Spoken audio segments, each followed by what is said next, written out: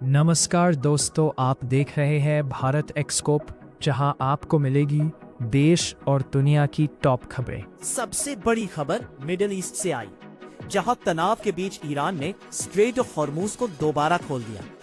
ये रास्ता दुनिया के ऑयल ट्रांसपोर्ट के लिए बहुत महत्वपूर्ण है, इसलिए इसके खुलने से ग्लोबल ट्रेड को राहत मिली है।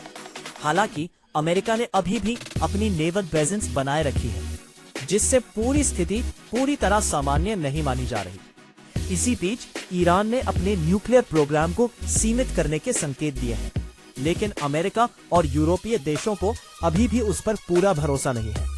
वहीं लेबनान और इजराइल के बीच सीज फायर के बाद हालात थोड़े सुधरे हैं और लोग धीरे धीरे अपने घर लौटने लगे हैं।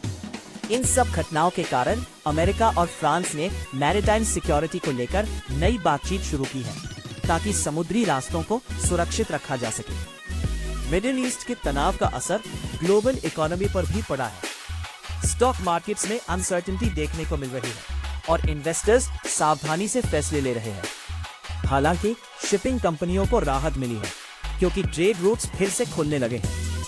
भारत की बात करें तो लखनऊ में एक बड़ी झुग्गी बस्ती में आग लगने से कई परिवार बेघर हो गए। वहीं दिल्ली के उत्तम नगर में स्थानीय विवाद के कारण तनाव पैदा हो गया, जिसके बाद पुलिस ने सुरक्षा बढ़ा दी है। बिहार में पॉलिटिकल हलचल तेज है और नए मुख्यमंत्री बनने की चर्चा हो रही है, जिससे राज्य की राजनीति में बड़ा बदलाव संभव है। सरकार ने शहरों के विकास के लिए नई अर्बन इंफ्रास्ट्रक्चर योजना शुरू की है, जिसमें रोड्स, वाटर सप्लाई और स्मार्ट सिटी प्रोजेक्ट्स पर जोर दिया जा रहा है। इसके अलावा देश के कई हिस्सों में मजदूरों और सामाजिक मुद्दों को लेकर विरोध प्रदर्शन भी देखने को मिले हैं, जहां लोग रोजगार और महंगाई से जुड़ी मांगे उठा रहे हैं। आर्थिक मोर्चे पर क्रिप्टो मार्केट में गिरावट आई है और कई डिजिटल करेंसीज की कीमतें नीचे गई हैं। वहीं भारत में डिजिटल इकोनॉमी को बढ़ावा देने के लिए नए रिफॉर्म्स की तैयारी की जा रही है, जिससे स्टार्टअप्स और ऑनलाइन बिजनेस को फायदा मिल सकता है। मौसम की बात करें तो देश के कई हिस्सों में बारिश और थंडरस्टॉर्म का असर है, जिससे कुछ जगहों पर राहत तो कुछ जगहों पर नुकसान भी हो सकता है।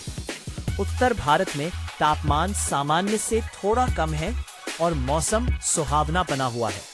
खेल जगत में इंटरनेशनल टीम्स अपकमिंग टूर्नामेंट्स की तैयारी में जुटी है, जबकि क्रिकेट और फुटबॉल लीग्स में नए मुकाबले जारी है और फैंस में उत्साह बना हुआ है। अन्य खबरों में पाकिस्तान में धार्मिक यात्रा के लिए बड़ी संख्या में श्रद्धालु एकत्र हुए हैं, जहां सुरक्षा के कड़े इंतजाम किए गए हैं।